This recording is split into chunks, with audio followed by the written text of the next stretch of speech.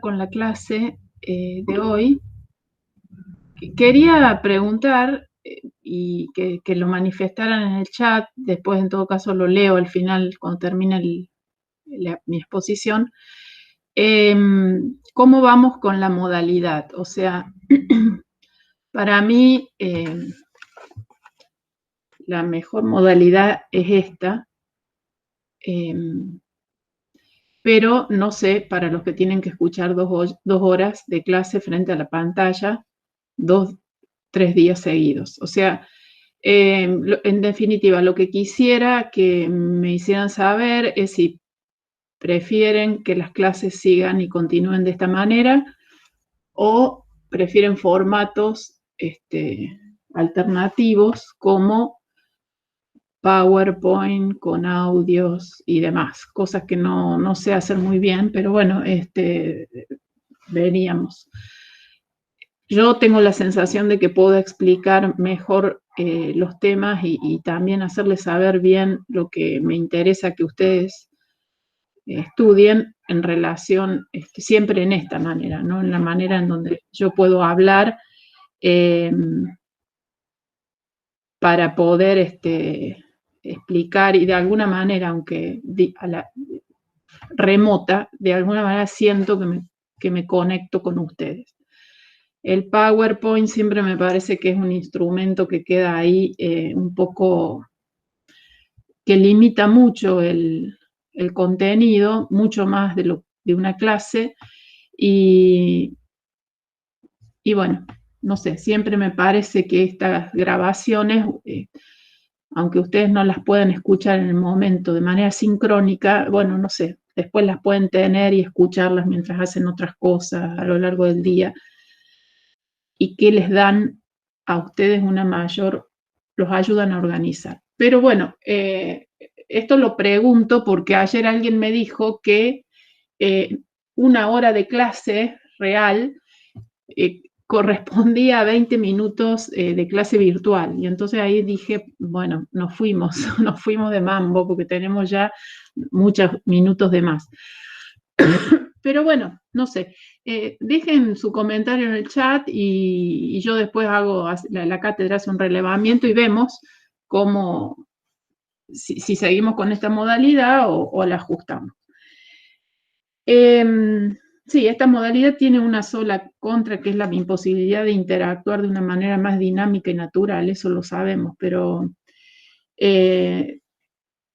lo vamos viendo y lo vamos ajustando. Bueno, entonces para retomar el tema que nos convoca, que es Manzoni, que es Alessandro Manzoni y la novela Los novios, no voy a repetir lo que dije ayer, pero sí me gustaría hacer hincapié en los aspectos importantes que nosotros queremos que ustedes atiendan en este autor y en esta novela. En primer lugar, que puedan entender y comprender la importancia que Manzoni tiene dentro del sistema literario italiano, ¿no? Ayer explicamos le dedicamos un tiempo a este aspecto, ¿no? ¿Por qué Manzoni es uno de los escritores, después de Dante, más relevantes de este sistema, dentro de este sistema? No porque es un clásico, en definitiva, poder justificar esa relevancia. Y esa relevancia, justificarla, por supuesto, dentro de un contexto de producción que corresponde a lo que nosotros llamamos segunda fase dentro de la periodización que presentamos, y poder explicar las características de esa fase y por qué Manzoni, digamos, la puede de alguna manera condensar en sus ideas y en su obra. Entonces, ese es un aspecto fundamental, ¿no? Tener en cuenta también la cuestión fundamental que Manzoni actualiza en relación a este eje fundante de la literatura italiana, que es el del intelectual civilmente comprometido, ¿no? cómo en Dante se manifestó ese eje de determinada manera, cómo Manzoni lo resignifica a la luz de un nuevo contexto que es específicamente el contexto del Risorgimento, ¿no? Entonces, ¿qué función cumple Manzoni dentro de ese movimiento cultural, social, político que llevó a Italia a la unificación, y cómo ese movimiento se enraiza, o sea, se funda, hunde sus raíces en el contexto, en el gran contexto romántico europeo, ¿no? Esa relación que hay, romanticismo, risorgimento, y en este caso la literatura de Manzoni, porque ahí uno puede trazar una línea muy clara y muy orgánica.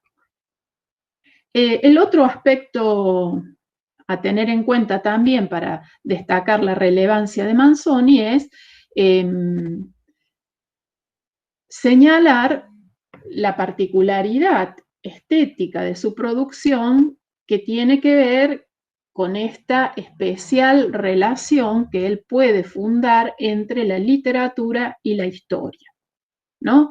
Una relación que también encuentra significado en la época, que se resignifica a la luz del romanticismo, que se actualiza a la luz del romanticismo, y que tiene que ver con, bueno, esta corriente historicista que promueve el romanticismo, que a su vez actualiza el subgénero de la novela histórica, subgénero que Manzoni adopta y promueve. O sea, destacar todos estos valores señalando su importancia política, ¿no? En este sentido. O sea, es un escritor políticamente comprometido en el siglo XIX, con lo que eso significa en la Italia del siglo XIX. Y con respecto a su obra, que solamente vamos a ver una parte de Los novios, entender cómo la novela en Italia surge como parte de un proyecto político, ¿no? La novela moderna surge como parte de un proyecto político que concretamente es el proyecto de la unificación, el proyecto estatal de la unificación nacional. Entonces, esos son los fundamentos, esas son las líneas que ustedes tienen que recoger, a las que le tienen que prestar atención para armar su propio discurso en torno a Manzoni, para poder hablar de él si les toca como tema en el examen, en el coloquio, qué sé yo, en cualquier instancia de evaluación que tengamos. Acuérdense que para el parcial va a ser un cuestionario de opción múltiple, por lo tanto, esos cuestionarios exigen un estudio preciso, ¿no? De los datos. Nosotros no nos vamos a delirar con las preguntas, pero sí vamos a atender a la precisión bibliográfica. Entonces, no le vamos a preguntar nada que no hayamos dicho en clase o que no esté en la bibliografía obligatoria. Así que les pedimos en eso que sigan una lectura atenta, rigurosa, y siempre estableciendo estas relaciones entre lo que se dice en clase, que lo que se dice en clase es un poco la organización de esa materia. Bien, yo lo que pienso hacer hoy es centrarme más en la novela, pero antes quiero decir algunas cosas que tienen que ver con Manzoni para retomarlas, para darles la verdadera importancia que tiene, y porque me parece que volviendo en un sistema como si volviéramos a los contenidos de manera espiralada y pudiéramos empezar a profundizar cosas que hemos dicho ayer para que vuelvan a cobrar significado. No me interesa, como les decía, detenerme a hablar sobre la vida de Manzoni, porque las biografías ustedes perfectamente las pueden leer por su cuenta y recuperar de tanta material que hay, ¿no? Pero sí me gustaría sacar algunas conclusiones de esa biografía, como por ejemplo que Manzoni tuvo una vida muy larga, ¿no? Muy larga para la época en la que vivió. Vivir casi 88 años en el siglo XIX era verdaderamente una excepción, la gente se moría mucho más joven. Y él, no me acuerdo exactamente cuándo nació, sí que murió en 1873, pero nació entonces a finales del siglo XVIII. Esos 88 años le posibilitaron a él recorrer una etapa fundamental de la historia italiana, que es justamente la etapa de la unificación nacional. Es como si Manzoni en esa larga vida hubiera hundido sus raíces en el periodo iluminista revolucionario. Y esto importa, porque ya vimos ayer cómo el romanticismo, la propuesta romántica de Manzoni, tiene una fuerte componente clásica, ¿no? Y vimos cómo esa componente clásica no es un capricho de Manzoni. Según lo que Pietro Giordani dijo en el debate político sobre el romanticismo, la componente clásica tiene que ver con la identidad italiana, está en directa relación con esa vinculación directa que la literatura italiana tuvo con el mundo clásico. Entonces, no se puede prescindir de eso por un decreto romántico que diga que, bueno, ahora tenemos que adscribir a lo oscuro, a lo tenebroso y demás. Acuérdense lo que dijimos ayer, ¿no? Entonces, Manzoni tiene las raíces, pero además por su propia vida, por sus años, por su naturaleza milanesa, por su vinculación con Francia, por ser nieto de Beccaria, él tiene los pies puestos en el periodo iluminista, con todo lo que eso significa, ¿no? Ese periodo iluminista que es de carácter revolucionario, el periodo iluminista que tuvo como principal objetivo la preparación de la Revolución Francesa. O sea, y con eso quiero decir, o adviertan ustedes, que en el ideario manzoniano están estos principios de igualdad, de libertad, de solidaridad, de fraternidad, o sea, estos principios que tuvieron en el ideario de la Revolución Francesa. Por otro lado, él atraviesa el periodo napoleónico. Si bien el periodo napoleónico significó la concentración del poder, o sea, ustedes saben que vino la Revolución Francesa con todos estos ideales de libertad y de igualdad, pero básicamente de libertad, pero y rápidamente Napoleón concentró el poder y por más de 14 años estuvo dominando un poco el escenario europeo. Pero más allá de que la política de Napoleón haya sido una política que concentrara nuevamente el poder y en ese sentido fuera un poco atrás con lo propuesto por la Revolución Francesa, Napoleón sentó de alguna manera las bases del Estado moderno, o sea, la forma de organización política del Estado napoleónico pensó ya en un Estado moderno, no tenía una cabeza vinculada al despotismo ilustrado, sino creó el banco estatal, o sea, organizó el aparato estatal, Napoleón, cuando reguló las escuelas, reguló escuelas, creó el banco, bueno, todos estos organismos que ayudaron a centralizar el funcionamiento de un Estado. Entonces, eso, digamos, uno puede leer ahí cómo esa política estatal de Napoleón en Francia, de alguna manera ya abrió una puerta hacia la modernidad, ¿no? Y Manzoni vivió esa época. Por otro lado, también conoció la restauración. ¿Qué es la restauración? O sea, después de la muerte de Napoleón, la vuelta al antiguo régimen en Europa. Eso tal vez haya sido una situación de mucha, y de hecho lo fue, ¿no? Para todo el movimiento romántico, sobre todo en Francia y en Italia, de mucho desencanto. De mucho desencanto pensar que todo el esfuerzo puesto en el proceso revolucionario quedó atrás. Pero también es cierto que volver al antiguo régimen o vivir la experiencia de la restauración significó para las personas que vivieron en esa época advertir y darse cuenta que ya después de la Revolución Francesa ya nada vuelve a ser como antes. O sea que esa monarquía que intentó ocupar nuevamente el lugar de poder que había tenido antes de la Revolución, sabía que de alguna manera tenía los pies de barro y que ese poder ya no podía ser igual. Dicho en otras palabras, la burguesía, que fue la clase emergente con la Revolución Francesa, empezó a adquirir conciencia de su poder, del poder transformador que podía ejercer sobre la historia y debilitar el poder de estas monarquías que ya no pueden ni remotamente pensarse como monarquías absolutas, sino hay que pensarlas como monarquías que van a empezar a establecer alianzas con la nueva clase, con la futura clase dominante, que es la burguesía.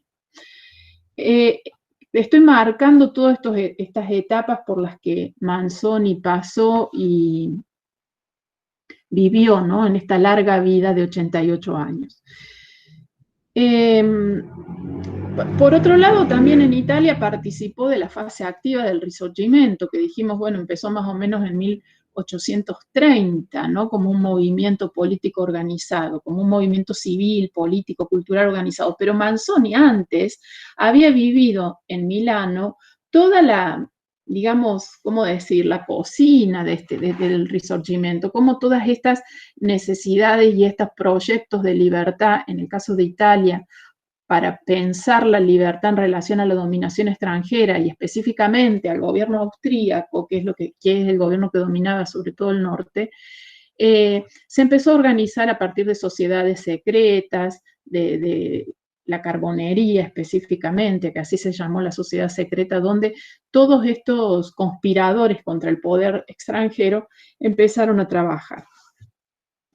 Y finalmente, por suerte, tuvo la posibilidad de ver la unificación italiana. Por suerte digo, porque bueno, participó en todo el proyecto, pudo verla y es más, hasta se le ofreció el cargo de senador vitalicio del Reino de Italia, o sea, un cargo que él aceptó y que cumplió en la última etapa de su vida.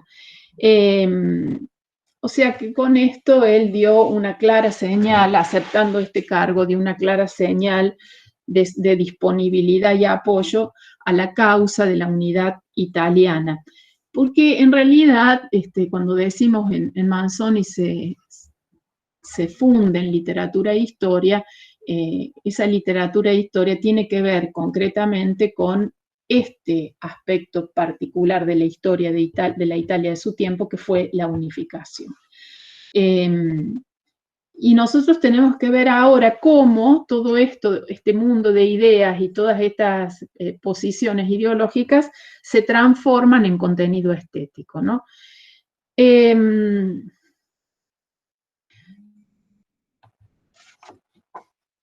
Bueno, no quiero ahondar en cosas que ya vimos ayer, pero sí quiero decir que en 1810 Manzoni se convirtió al catolicismo. Y esa conversión al catolicismo es fundamental. Manzoni marca, podríamos decir, un antes y un después, ¿no? Entre 1801 y 1810, uno ve que las obras de Manzoni responden más bien a un gusto clasicista, a un lenguaje áulico. Sus modelos en general son Foscolo, Monti, y escribe una serie de obras que, bueno, no las voy a mencionar ni las voy a describir porque ustedes las pueden reponer a eso y leer en alguna historia de la literatura. Me importa sobre todo lo que viene, ¿no?, después de esa conversión. Después de 1810 viene toda la etapa de obras en las que se refleja una fuerte tensión en la relación historia-literatura, ¿no? La historia pasada, la historia reciente, son estímulos para reflexionar siempre en un sentido global y pensar la literatura a partir de su función educativa. Este también es un aspecto central en Manzoni que tiene mucha relación con su formación y su tradición iluminista. El arte debe contribuir para Manzoni al progreso moral de la humanidad, ¿no?, acercándose a la verdad. Eso incluso él lo dice, en el prefacio al Conde de Carmañola, en la Lettera a Jove, o sea, donde él entiende la literatura a partir de un fin específico, y ese fin específico es un fin moral, que tiene como función la elección de lo verdadero, ¿no? Como lo verdadero es el objeto específico de la literatura. Un minutito, ya vuelvo, 2 segundos.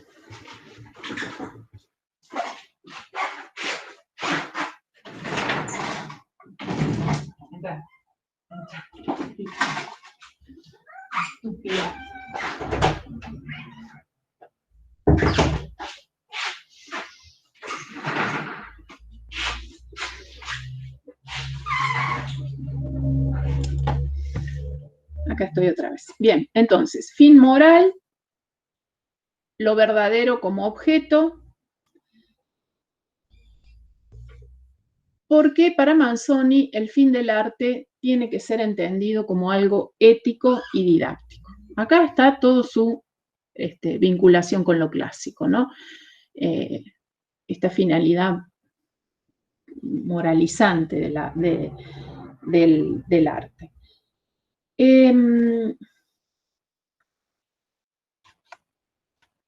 Otro aspecto que hay que tener en cuenta también es que la conversión de Leopardi al catolicismo estuvo también fuertemente marcada por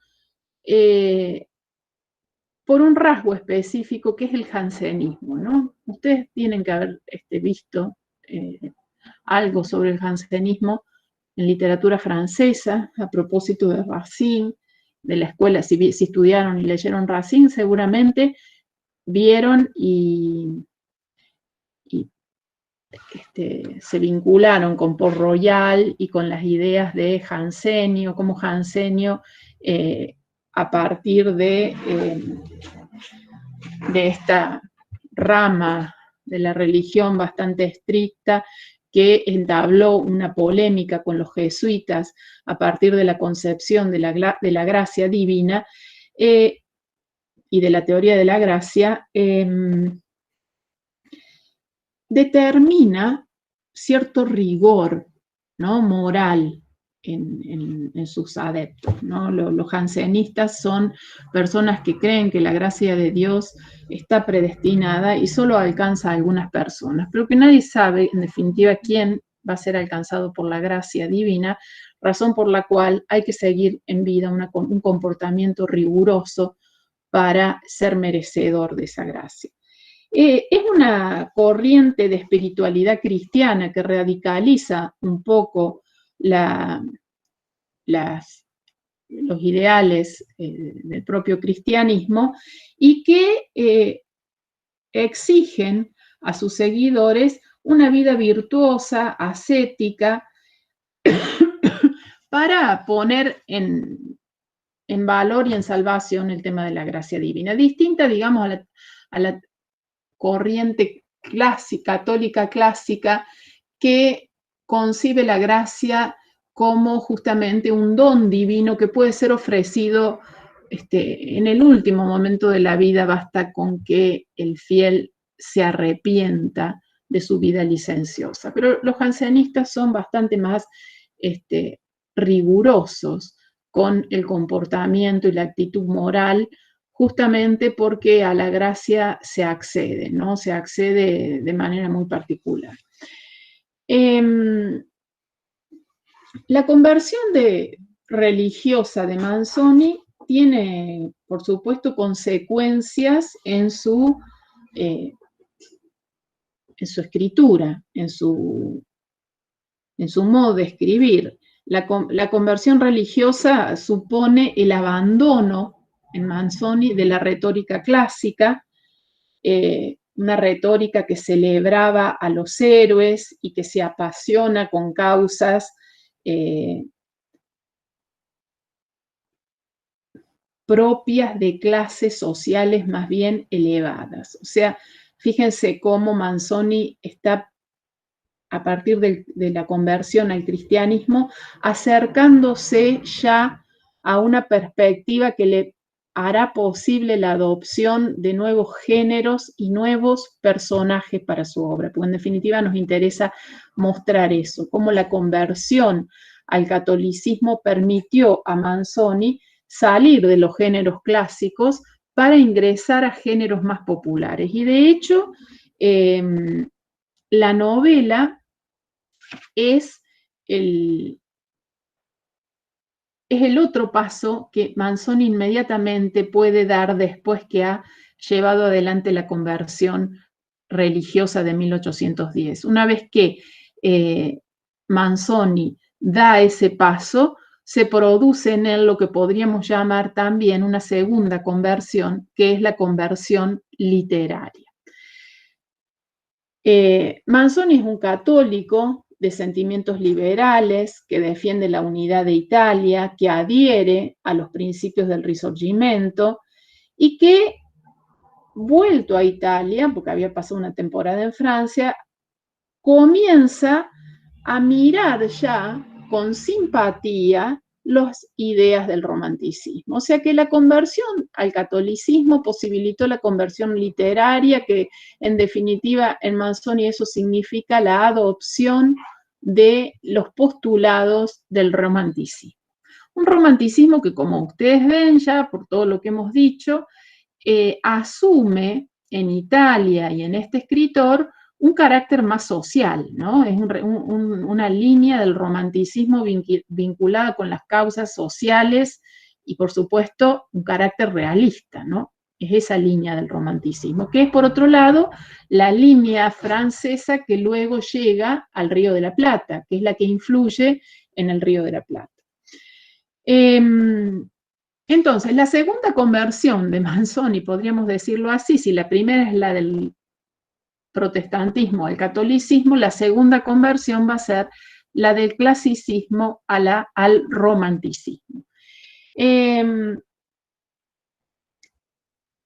¿Qué implica esto? ¿Qué implica que Manzoni se reconozca un romántico? Básicamente tiene que ver con que él empiece a comprender que dentro de la historia existe o está el individuo, o que el individuo está dentro de la historia. Esto es muy importante porque a partir de esta convicción se va a plasmar la estética de su nueva etapa, ¿no? Sobre todo pensando que el clasicismo acciona siempre sobre la base de ideas muy generales y haciendo referencia a la mitología, al mito antiguo. Ya explicamos ayer el ideal de belleza, incluso que promueve el clasicismo.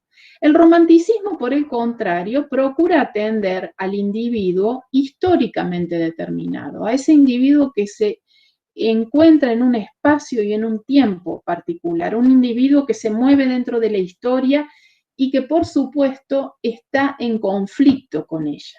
Esto es muy importante también, ¿no? No es un individuo que está y alegremente vive el tiempo de su vida, sino que ese tiempo es un tiempo lleno de tensiones, lleno de conflictos difíciles de solucionar. Esos conflictos tienen que ver con la injusticia, tiene que ver con fuerzas sociales difíciles de manejar, tiene que ver con la lucha de los poderosos sobre los oprimidos y la lucha de los oprimidos que intentan liberarse del accionar de los poderosos. Entonces, esto supone un nuevo universo de acción. Pensar la historia, la literatura, pensar la realidad dentro de estos principios no es lo mismo que ser un clásico, ¿no? Esto supone otra cosa.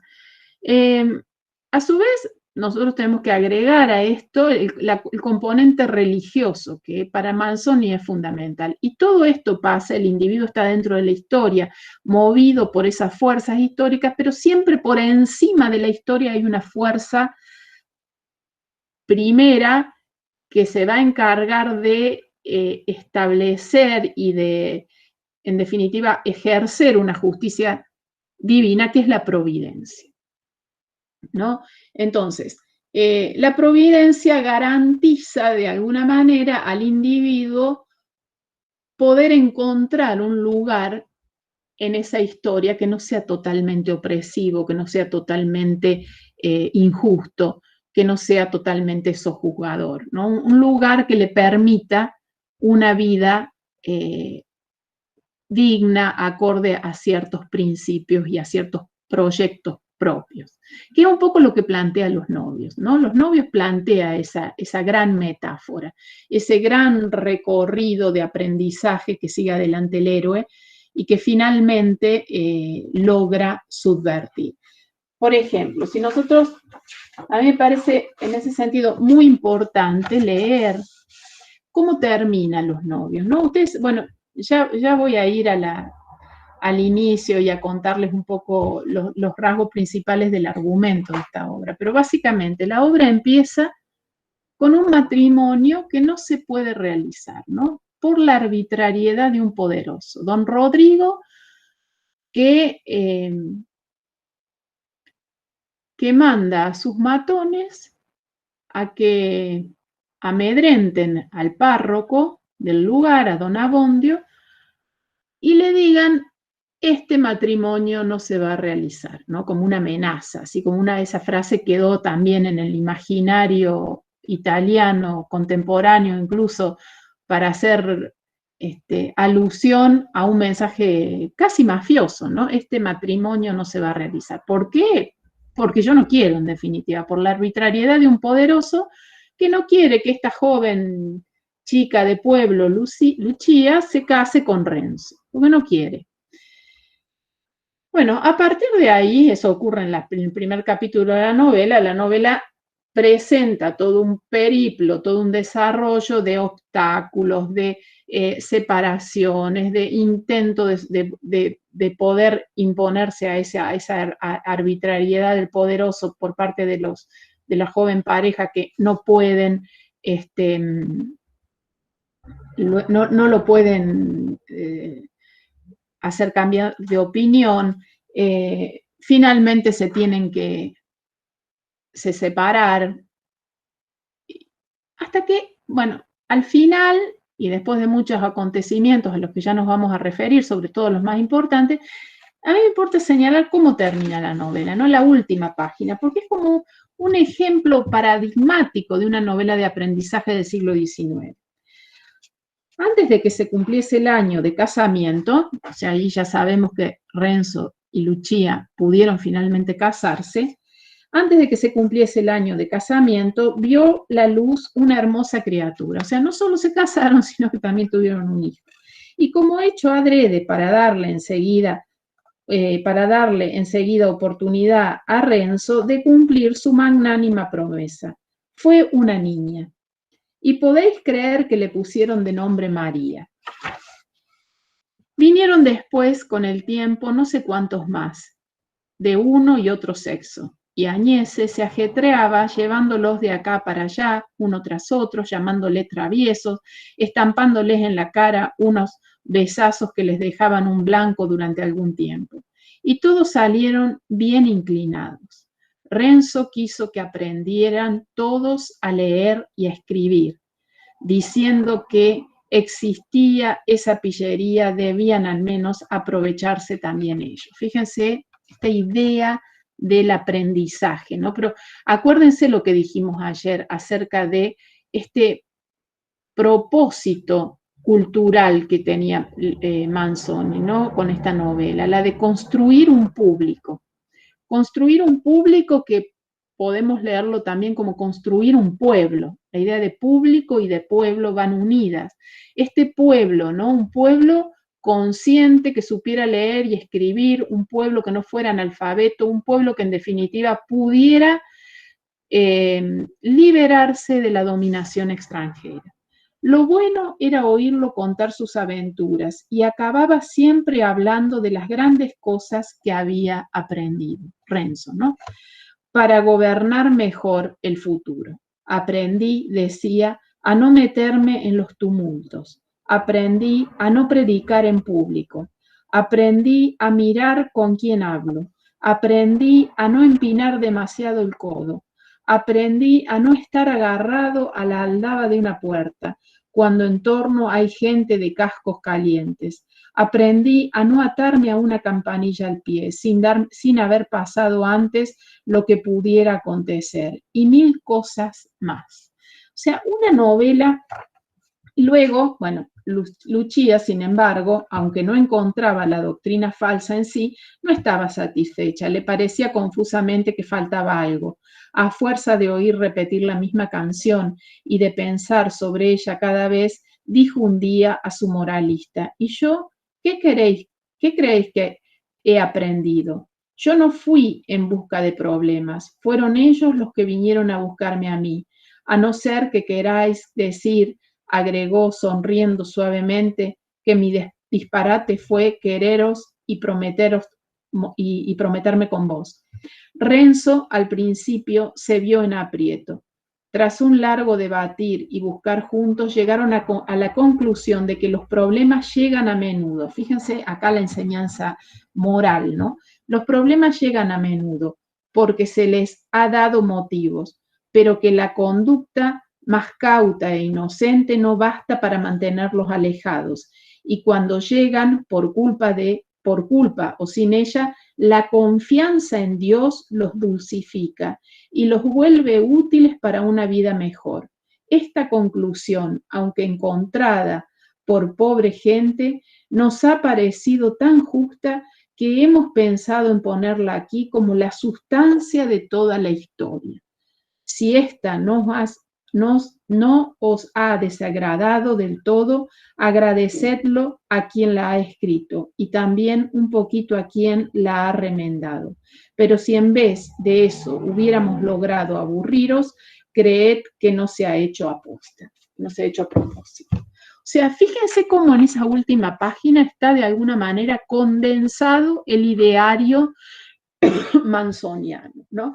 El arte que toma como elemento lo verdadero, o sea, nos provee una historia que pasó. De hecho, esta es una novela histórica basada en una fuente real, en un hecho real que pasó en Lombardía, un acontecimiento que ocurrió en el siglo XVII, cuya fuente Leopardi dice haber sacado de la historia de Ripamonti, y a partir de ahí, este narrador que se presenta primero en la introducción como un mero traductor, después se atribuye derechos de comentarista de esa historia, ¿no? Y nos empieza a presentar esta historia. Esta historia de estos dos jóvenes humildes del pueblo que quieren casarse, o sea, que quieren llevar adelante un proyecto común y corriente, como puede ser un casamiento, y que no lo pueden hacer por la arbitrariedad de un poderoso, y que por culpa de esta arbitrariedad se ven sometidos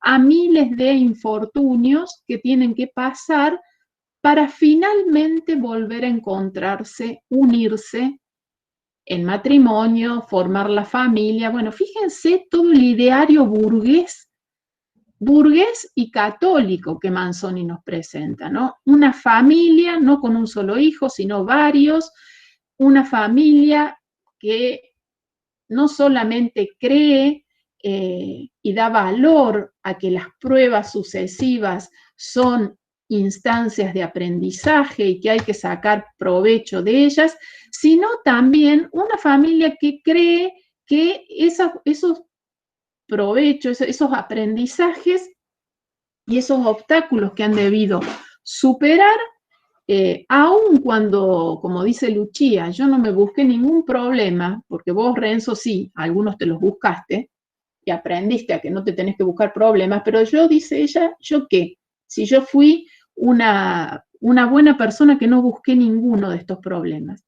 Pero incluso ahí, Manzoni nos presenta su pesimismo, ¿no? El pesimismo de pensar que la vida necesariamente es difícil y enfrenta al hombre a situaciones que el hombre no puede controlar por sí solo, pero que gracias a la fe en Dios, el hombre puede soportar. O sea, la típica idea cristiana de decir, bueno, si Dios me da estas pruebas están para que yo pueda o ser más fuerte o encontrar algún provecho, ¿no?, en ellas. Y además, creyendo en Dios, dulcifico el dolor que esas penas me proveen.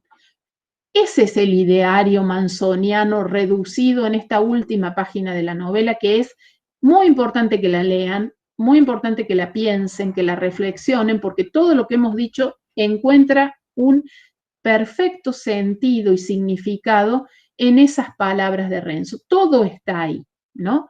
Desde los elementos retóricos más importantes hasta los elementos ideológicos de la novela están ahí. El resto de la novela nos acerca a otras problemáticas que ya vamos a ir viendo, pero esa es una síntesis y una condensación perfecta de todo lo que venimos diciendo a propósito de Manzoni y su ideario católico.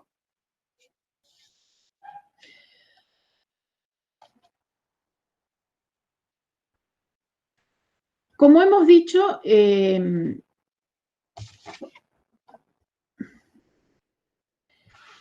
esta novela se basa, por ser una novela histórica, en un fragmento de la historia italiana, ¿no? Que Manzoni señala que ha tomado de una crónica de la historia de Ripamonti para mostrar un acontecimiento de la vida cotidiana ocurrido en una zona de Lombardía en el siglo XVII, cuando esa región estaba bajo el poder de los españoles.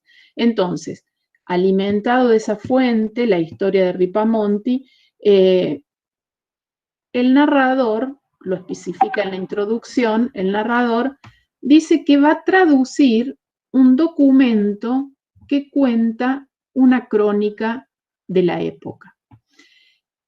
Pero ahí ocurre, y ustedes lo van a ver mañana en el práctico, cómo ese narrador, mejor dicho, cómo ese traductor, que al principio pretende ser un traductor inocente, digamos, inocente en el sentido de que solo se va a limitar a traducir un texto, va ganando cada vez más espacio dentro del texto y se transforma luego en un comentador, en un opinador, o sea, adquiere la forma típica del narrador omnisciente del siglo XIX, romántico, que asume el valor, digamos, el valor de un narrador que tiene todo un contenido para transmitir. Esa es la importancia y desde ese punto de vista hay que analizar el narrador omnisciente de Los novios, ¿no? Como la típica figura de un narrador del siglo XIX que no solo ve y conoce la historia, porque se ubica de una manera olímpica, podríamos decir, por encima, sino que también se permite juzgar y opinar acerca de esa historia. Y en esas ideas que el narrador transmite, uno advierte la cosmovisión del autor, ¿no? Esas ideas que quiere transmitir y que quiere de alguna manera diseminar para aglutinar a este público lector que también va a ser el pueblo, ¿no? Él está construyendo en una doble operación dos imágenes, dos figuras, la figura de público y la figura de pueblo. Esa es otra operación importante que Manzoni está haciendo desde esta retórica romántica, ¿no? Construyendo el público, o sea, los futuros lectores de su novela, que se tienen que sentir identificados con lo que él dice. ¿Y qué es lo que él dice? En definitiva, el ideario cristiano que está transmitiendo, el ideario de liberación de la dominación extranjera que también está transmitiendo, el ideario de defensa de las situaciones de justicia social, el ideario que promueve la igualdad entre hombres y mujeres, entre poderosos y humildes. Todo ese ideario es la carga de ideas que la novela maneja y que el narrador se encarga de transmitir.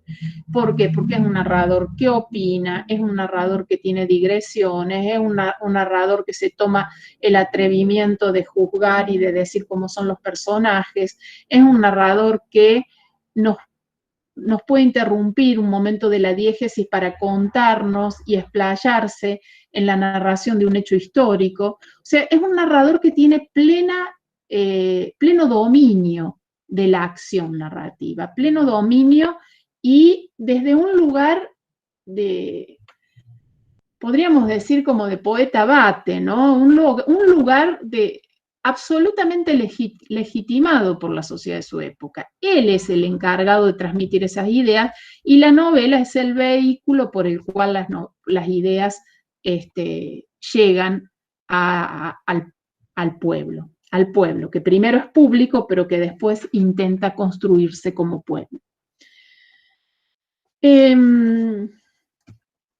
Quisiera hablar siempre. Bueno, yo voy y vengo.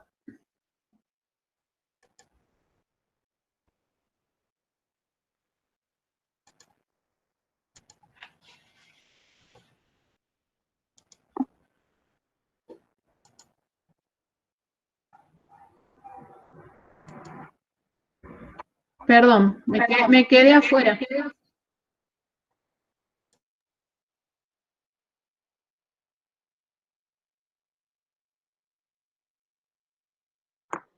Profe, tiene el micrófono apagado. Ahí está. Sí, que no, les decía, no sé qué toque, que de pronto quedé fuera de la sala y bueno, vuelvo. Volvemos a la novela. Ahora voy a ir un poco Manzoni novela Manzoni. Quiero hablar quiero mostrarles que la génesis, hablar un poquito de la génesis de la novela, ¿no? Porque tal vez la operación más importante de esta novela, como les decía recién, fue la construcción de esta idea de público-pueblo, ¿no? Esto es muy importante, porque en esta operación retórico-cultural está esa atribución que tiene el escritor romántico, reconocido por toda una sociedad cuya palabra tiene un valor y que es puesto ahí a cumplir esta misión. Bueno, Garibaldi va a liberar las distintas regiones de Italia para anexarlas al reino. Manzoni, ¿qué va a hacer? Manzoni va a construir, antes que lleguemos a firmar el tratado de que somos un Estado, va a construir esa unidad espiritual que es necesaria entre todas las personas que habitan este territorio para poder conformar el Estado italiano. Porque si no tenemos esa operación, el Estado va a ser un artificio que funciona a nivel de documentos, pero no a nivel real, ¿no? Entonces, este es un proyecto importante, ¿no? Yo quiero que ustedes traten de entender aquí esta relación íntima entre literatura, historia, política, que Manzoni pone a circular en esta novela y por qué esta novela es tan importante para los italianos. Para nosotros a lo mejor, y más de ustedes me dirán por qué nos hace leer esto, pero yo les contesto que esta es una operación propia del romanticismo, de una rama del romanticismo realista social, y tal vez Manzoni sea uno de los que mejor la llevó adelante estéticamente.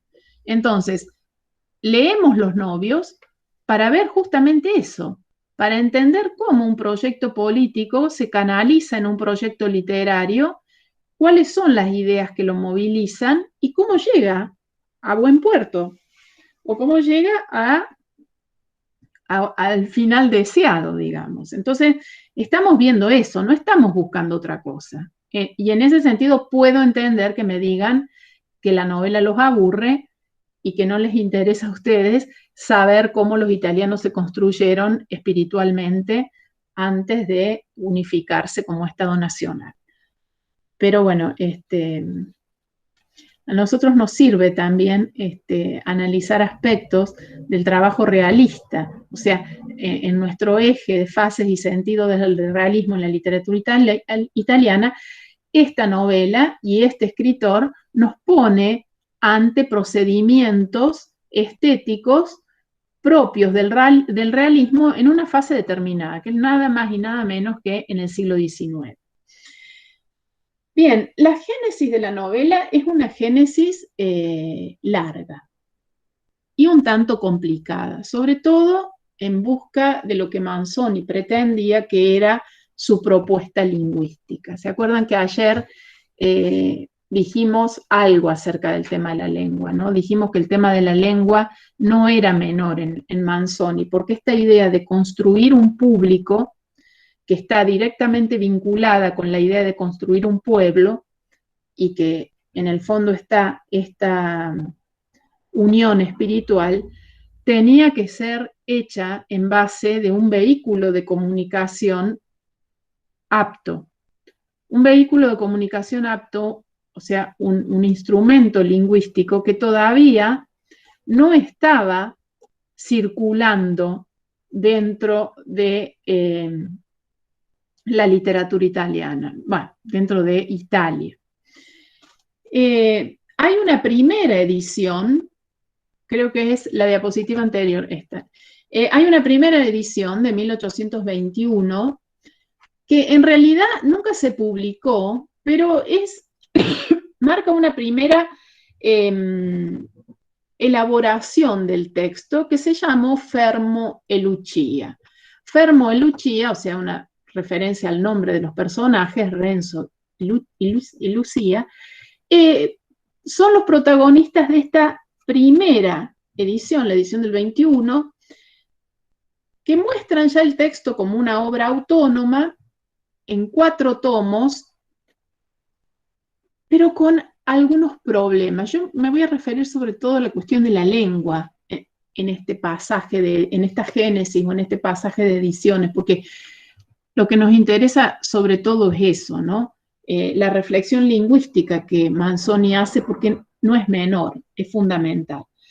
En general, esta primera edición o esta primera elaboración del texto en 4 tomos muestra todavía algunas imperfecciones, ¿no? Como bloques narrativos compactos, casi autónomos, yuxtapuestos, historias dentro de otras historias. O sea, desde el punto de vista técnico, no era esta una edición que pudiera estar, que respondiera a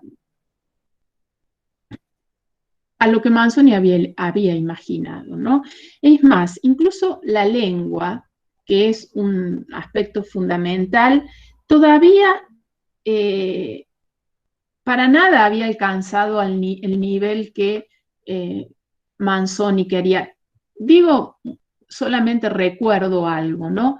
Hasta ahora la literatura italiana era una literatura alta, áulica, escrita en florentino culto, una variedad del dialecto toscano que hablaban solamente las clases dominantes, las clases cultas, y no necesariamente circulaba por toda la península. Entonces, fíjense cuán distanciado estaba el propósito del medio, ¿no? Por un lado, él quería construir la idea de público, la idea de pueblo, pero al mismo tiempo estaba trabajando con el problema de la lengua era fundamental. Entonces, en esta primera edición, en la del 21, se advierte todavía una suerte de una mezcla lingüística bastante poco feliz, por decirlo así, poco digerible, ¿no? Donde había elementos dialectales de Lombardía, elementos dialectales de Toscana, latinismo,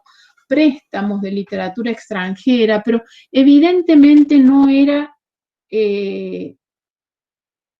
un registro de italiano, podríamos decir medio, no sabría si llamarlo medio, pero un registro de italiano estándar que pudiera llegar a todo ese público amplio para el que Manzoni intenta escribir.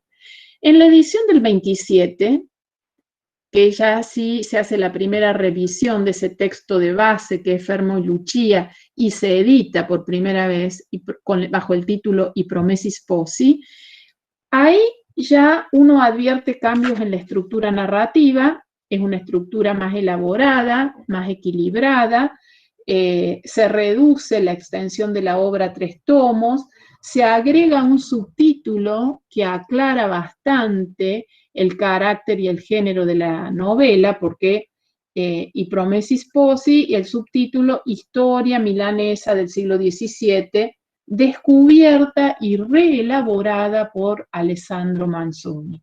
Entonces ahí ya uno advierte el carácter del género de la novela, que se trata de una novela histórica, y el valor de la voz autoral, ¿no? Porque esta, bueno, va a ser descubierta y reelaborada por el escritor.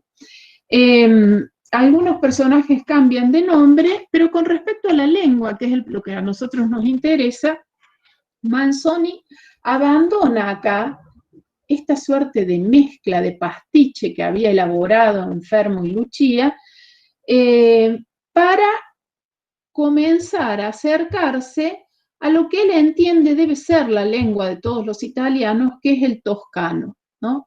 El dialecto florentino. Entonces utiliza utiliza un léxico más práctico, un léxico más coloquial, pero siempre o todavía hablado por los sectores aristocráticos y populares, no logra dar con un justo equilibrio que le permita bajar la elevada norma literaria en la que circulaba la literatura italiana hasta ahora, ¿no? Que estamos de acuerdo, era el dialecto florentino, pero era un registro alto, del dialecto florentino alto. Él comienza a avanzar en un aspecto más realista, o sea, cuando trabaja el realismo no solamente lo trabaja a nivel de lo verdadero de la historia, decir, bueno, esta historia ocurrió, y ocurrió porque yo la encontré en un documento y pertenece a la crónica, o sea, es un hecho real y está ambientada en un espacio real, en un lugar real, dentro de un contexto histórico real, no solo por eso, sino también porque la lengua que se utiliza acá es una lengua de uso, una lengua real. Entonces, la cuestión del realismo en Leopardi se completa también con el elemento lingüístico, que es fundamental.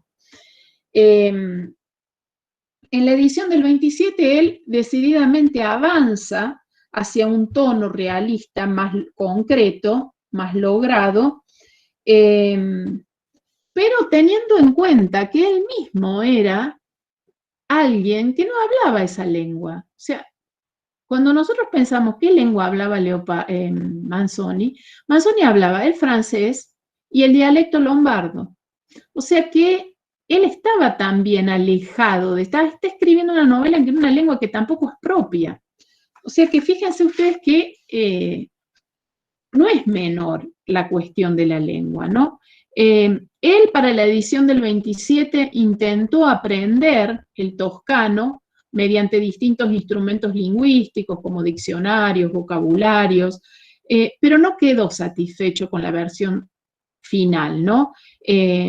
Entonces viajó a Firenze, para continuar y revisar otra vez la novela, para ajustarla desde el punto de vista lingüístico y evitar ese carácter artificioso que todavía la edición mantenía.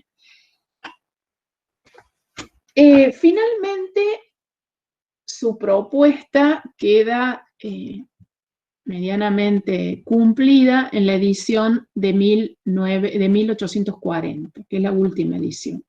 Y acá digo 1840-1842 porque recién en el 42 él le agrega un apéndice, la historia de la colonna infame, que es un texto de ensayo acerca de los untores de la peste, ¿no? Es un texto como si fuera como si hiciera foco en los capítulos 31 y 32 que están dedicados a la peste y se dedicara a hablar sobre ese aspecto en particular. En esta edición, Manzoni cree haber encontrado el modelo lingüístico universal, haberlo radicado en un pueblo concreto, como es el florentino y de los sectores medios. Entonces, haber tomado el florentino hablado de los sectores medios, ahí encontró Manzoni lo que él consideró un registro elegante, cordial, discreto, urbano. Estas son las palabras que él usa para definir esta variedad. Pero sigue siendo un registro alto, ¿no? Que tiene una apariencia natural, pero en definitiva todavía no es una variedad apta para toda la sociedad. O sea, todavía esa es la propuesta manzoniana, pero una lengua bastante más amplia que permite abarcar distintos aspectos de la realidad, que permite mostrar los diálogos en los distintos registros de a los que pertenecen los personajes, ¿no? Una lengua que da cabida a un plurilingüismo, pero es la mejor solución que halló, pero no necesariamente de ahí a que los italianos llegaran a la unificación lingüística pasó casi un siglo. O sea, los italianos se unifican como nación en 1861, pero podríamos decir que la unificación lingüística se produce recién en el siglo XX y van a hacer falta otros medios para que esto ocurra, ¿no? Qué sé yo, el servicio militar obligatorio fue una causa o un vehículo de unificación lingüística. La escuela también, pero creo que el último vehículo que ayudó a la unificación lingüística fue la televisión, recién como un fenómeno del siglo XX. Hasta los años 50 podríamos decir, no puedo decirlo con precisión porque no soy un especialista en la historia de la lengua italiana, pero Italia manejaba distintos registros, ¿no? Una era la lengua estatal, la lengua oficial, y muchas veces otra era la lengua individual, la lengua que se hablaba dentro de las casas, en un registro coloquial y más íntimo, podríamos decir, que estaba vinculado con esa variedad dialectal que por tantos siglos caracterizó a Italia, ¿no? Y que fue el resultado de una unificación política tardía. Bien, entonces, fíjense ustedes que, aunque no lo haya logrado totalmente, la obra de Manzoni puede pensar, la obra sobre todo Los novios, puede pensarse como el primer intento serio, compacto, orgánico para pensar la cuestión de la lengua, ¿no? Una cuestión que no es menor y una cuestión que se impone al Estado Nacional. Hasta ahora, mientras Italia no estaba unificada, bueno, podíamos seguir funcionando de esta manera, ¿no? Con una literatura áulica, elevada, culta, y un pueblo que vivía su vida, hablaba otras variedades lingüísticas que no tenían algunas nada que ver con el florentino, y que muchos de ellos ni siquiera tenían acceso a esa literatura. La literatura existía, pero a partir de una idea abstracta de pueblo. Con Manzoni, y esta es la gran importancia de este autor, y por eso es tan importante dentro del sistema literario italiano, por primera vez un escritor baja de los círculos áulicos y empieza a pensar la posibilidad de acercar la literatura al público, de ampliar ese público, de cohesionarlo y de encontrar un medio lingüístico para vehiculizar no solo ideas con contenido específico, que ya vimos cuáles son, sino también poder lograr esa cohesión a partir de una lengua que permita pensar esta relación tan importante para pensar la unidad estatal, que es la lengua. O sea, un Estado está directamente relacionado, la unidad política está directamente relacionada a la unidad lingüística. Bien, no sé si hay alguna duda o alguna pregunta hasta aquí. Si no, continúo con algunos aspectos de la novela que ustedes van a terminar de analizar en la clase de mañana, que va a ser una clase más práctica, una clase de trabajo con textos, ¿no? Pero supongo, el argumento de la novela es simple. Profe, Sí. una Sí. cosita más como pequeña. Sí. El italiano que conocemos hoy deriva de toda esta cuestión que estamos hablando ahora. Sí, lo que pasa, no puedo darte muchos detalles porque es todo un campo de formación, ¿no? El origen del italiano, pero sí, por supuesto que deriva de ahí, deriva del florentino culto de Dante, pero ese florentino culto de Dante fue sufriendo como, ¿cómo decirte?, distintas instancias de avasamento, fue como bajando, era muy alto, muy elevado, fue bajando y se fue contaminando y se fue mezclando, pero sí, deriva de ahí, deriva de la lengua. Si vos lees, si sabés italiano actual y has estudiado el italiano actual y lees la novela de Manzoni en italiano, la vas a entender, como también vas a entender Dante, como también vas a entender Boccaccio, pero Boccaccio y Dante te van a parecer difíciles. Entender el italiano de Boccaccio y de Dante es un italiano alto, elevado. El de Manzoni es un poco menos elevado hasta que leas una novela del siglo XX que, bueno, o sea, es un italiano que se va reconfigurando también a la luz de un pueblo que va cambiando y que va ingresando también en la producción literaria, porque eso también es lo que hay que pensar, que ahora el siglo XX, el siglo XXI, bueno, nos coloca en una situación donde, sobre todo en Italia, después de la Segunda Guerra Mundial, uno de los principales temas de los debates políticos fue, a ver, bajemos a los intelectuales de esta especie de torre de marfil en la que viven y llevémoslos a los problemas del pueblo. No puede ser que haya este divorcio tan extremo entre el intelectual y el pueblo. Esa fue una característica muy propia de la literatura italiana, y fue una característica propia de la literatura italiana por lo que yo explicaba ayer, o sea, por esta unificación tardía, por esta fragmentación en distintas cortes, por esta dominación extranjera, porque, bueno, las cortes posibilitaron un modelo de intelectual característico que en Italia perduró más que en otros países, y porque al haber también estado Italia dividida en cortes y no haberse podido unificar tempranamente, tampoco los intelectuales estaban sometidos a los problemas que un Estado presenta. Entonces, un intelectual de corte no puede para nada compararse con un intelectual de un Estado nacional. Los intelectuales de un Estado nacional están ya al servicio y pensando los problemas que ese Estado nacional presenta, que no son los mismos problemas de la corte. En Italia esto ocurrió tardíamente, recién a partir del siglo XIX.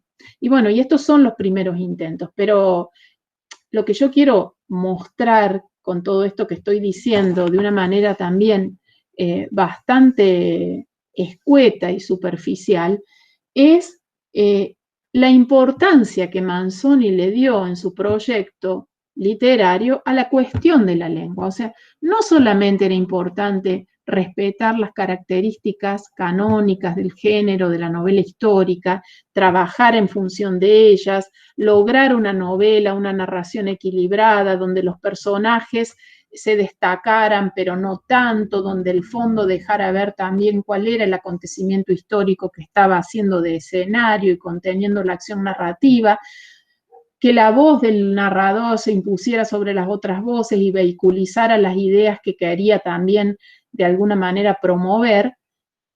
Todo eso que son problemas literarios específicos y que los tiene que resolver el escritor, a todos esos problemas se agregó además el problema de la lengua, que no era un problema menor, era un problema muy importante por varias razones, por la fragmentación, porque había que ver cuál de todas las lenguas utilizar, cuál de todas las variedades utilizar, justificar esa utilización, pero también ligado al problema de la lengua está el problema del público. O sea, yo no puedo construir un público que tiene que ser un público lector. Ustedes piensan cuando en la última parte de la novela que dice, bueno, queremos que aprendan a leer, ¿no? Se le dice a los hijos de Renzo y Lucía, ustedes tienen que saber leer, tienen que ser personas cultas, personas que manejen la escolaridad, no pueden ser ignorantes, que sean propensos a la dominación y al engaño. Entonces, bueno, la lengua está vinculada con todo esto y tienen que ustedes considerarla desde esa perspectiva. Bien, algunas cuestiones sobre el argumento que no lo voy a contar todo porque a ustedes no creo que les interese. Pero yo sí quiero destacar algunos aspectos importantes que hay que entender para poder comprender la selección que van a leer, ¿no? Todos los sucesos ocurren en el territorio lombardo, ¿no? En el territorio de la Lombardía, que es una tierra de tradición iluminista, de tradición clásica, y tengamos en cuenta con lo que estamos viendo y estudiando ahora, que está en directa relación, digamos, que es la tierra donde se origina y donde se empieza a idear todo el proyecto del Risorgimento y de la unificación. Concretamente, los sucesos se remontan a un arco temporal que va entre 1628 y 1630, el periodo de dominación española sobre el territorio de la Lombardía. Hay sucesos históricos que realmente ocurrieron, como la peste, ¿no? Como la revuelta del pan, que también está nombrada, en la que participa Renzo, en la que es detenido.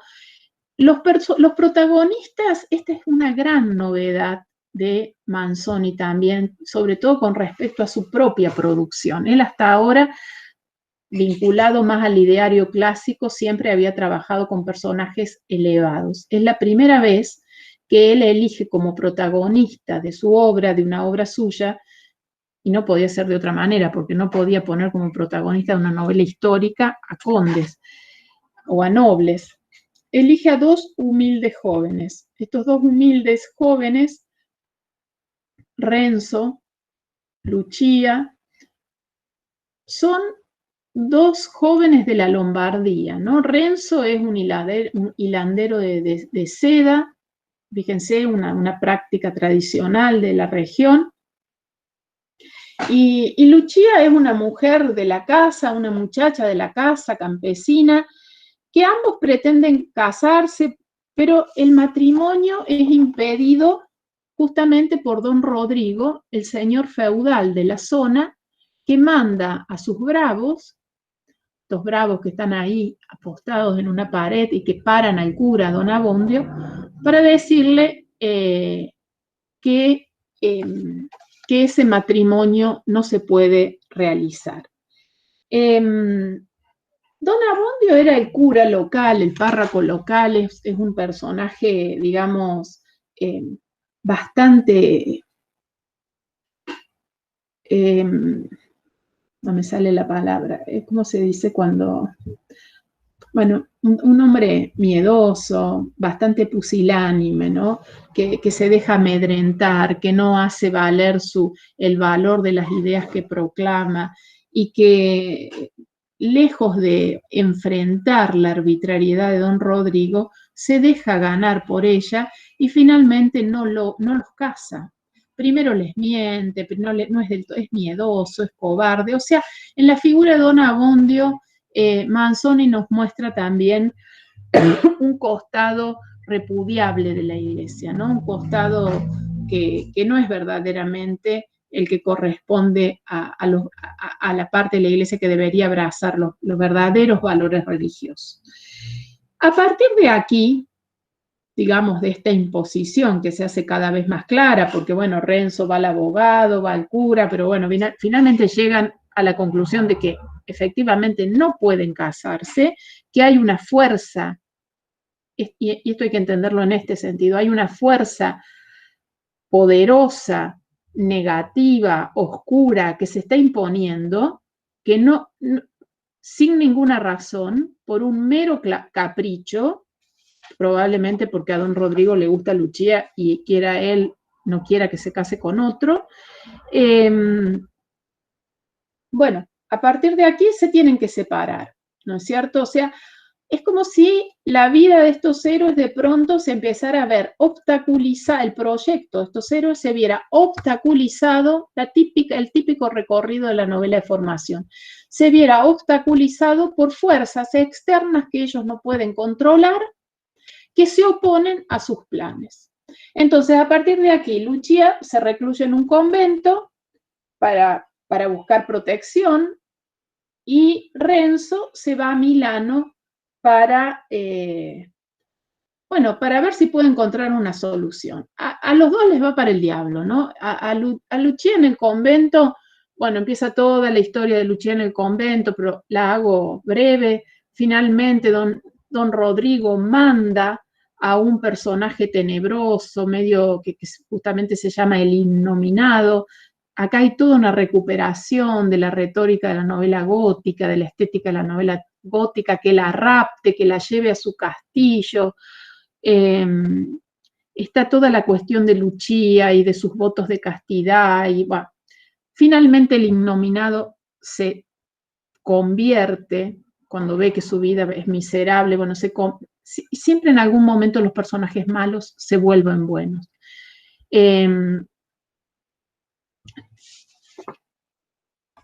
En Milano, Renzo se ve envuelto en una serie de sucesos poco fortuitos que le traen pesar, que le traen complicaciones. Bueno, en determinado momento que ustedes tienen que leer el capítulo 31 y 32, que corresponde a la peste, una peste de gran magnitud se desata, asola Milano, y entre los que se contagia está don Rodrigo.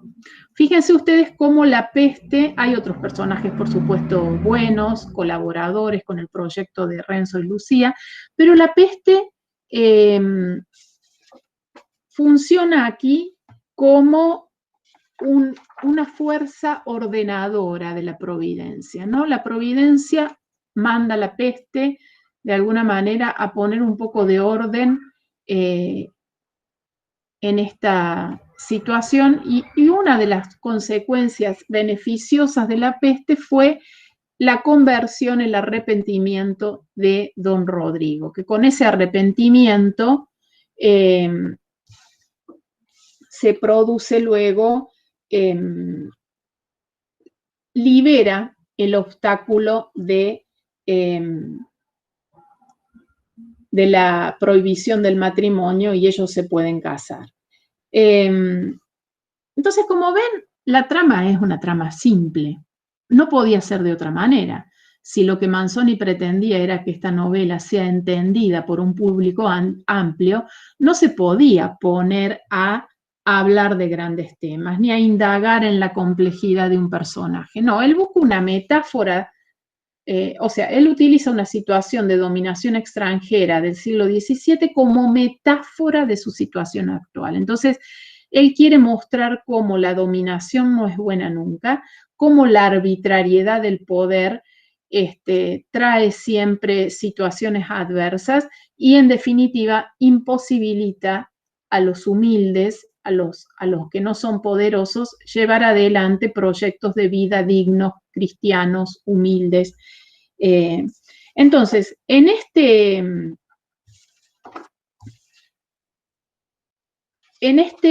de pronto, cuando las cosas están muy complicadas, siempre ocurre un hecho providencial ligado con esta idea de orden justo que Dios imparte sobre los hombres, que termina de organizar las cosas. Entonces los hombres actúan hasta cierto punto, esto es también lo que nos quiere mostrar Manzoni, pero luego, cuando no pueden más, es Dios el que termina trayendo una especie de justicia divina en la tierra, ¿no? La peste, por ejemplo, mata a don Rodrigo. Don Rodrigo muere con la peste, pero antes de morirse se arrepiente.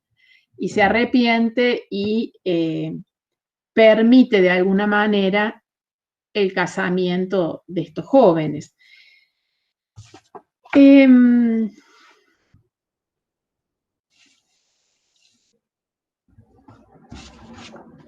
Lo que interesa mostrar es cómo, y ustedes eso lo van a poder ver un poco mañana, a partir de esta selección de capítulos, la novela nos enfrenta a los que son los grandes temas de Manzoni, ¿no? La novela y la historia.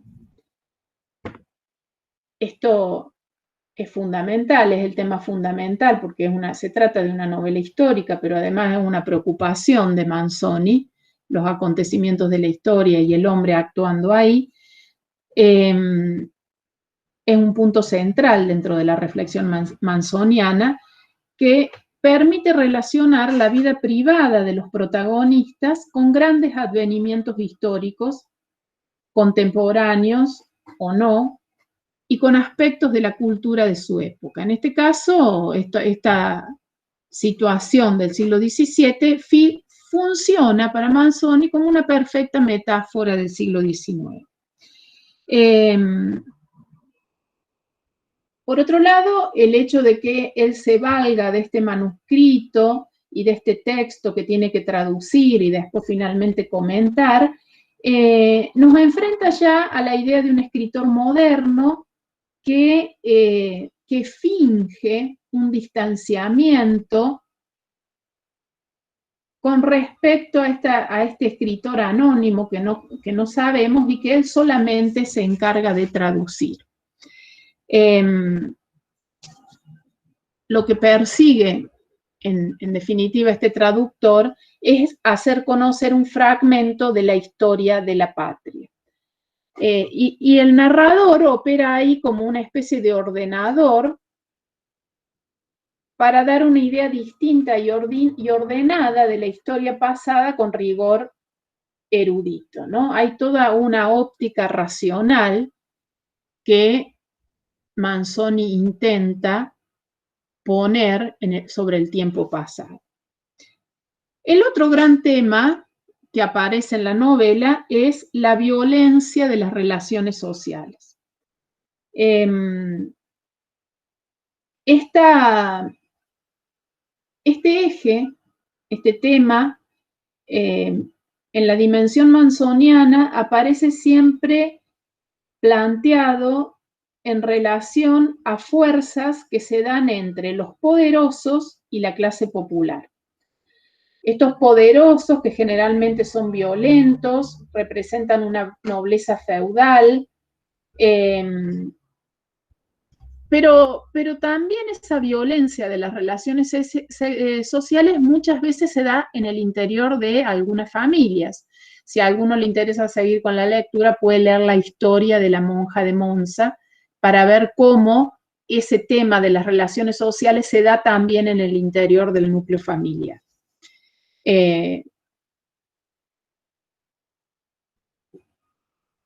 Otro tema que Manzoni nos presenta en la obra es el dolor de los inocentes, o sea, cómo los inocentes en la sociedad siempre son los que más sufren y los que menos herramientas tienen para defenderse de la opresión y del mal, ¿no? Y toda la reflexión acerca del enigma del mal.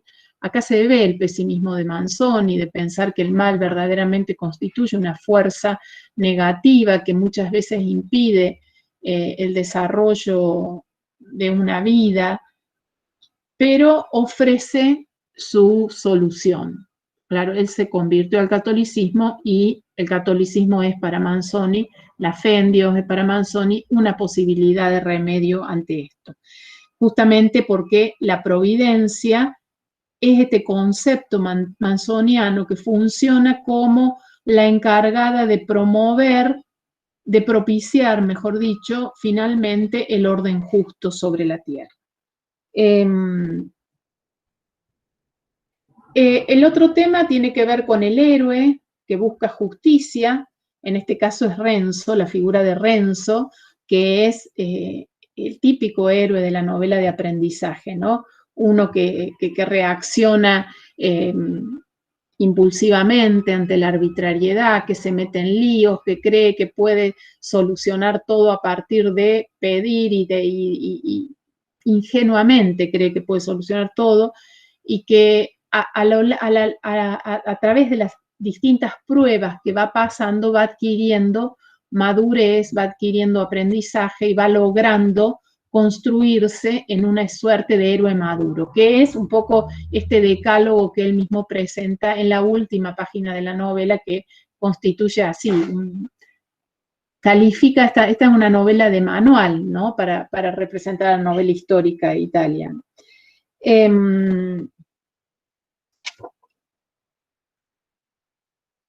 Bueno, y la perspectiva religiosa de la vida, ¿no? Que ya lo hemos visto, cómo para Manzoni la vida adquiere sentido y una resolución acorde a los designios divinos en esta aceptación del mal cuando está con confianza y bueno, para después poder vivir la instancia del bien, que según Manzoni llega. Bien, otro elemento retórico muy importante en toda la novela es la ironía manzoniana, que se manifiesta siempre a través del narrador y que muchas veces sirve para velar el pesimismo manzoniano, ¿no? Y para ponerlo, para trabajarlo retóricamente. Pero bueno, eso sería motivo de otra indagación y de otro aspecto que no es el que nos interesa mostrar. Yo creo haber sido lo suficiente, espero haber sido lo suficientemente clara, ordenándoles o marcándoles algunas guías, algunos caminos posibles para preparar este tema, para preparar este autor en este contexto. Cualquier duda que ustedes tengan a medida que vayan preparando para el parcial, que se pospuso para octubre, pero no lo dejen, no se duerman en los laureles, que octubre llega rápido.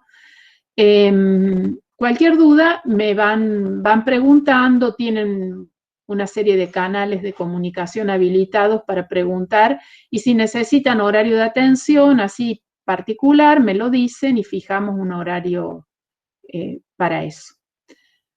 Si no hay ninguna pregunta, terminaríamos la clase aquí.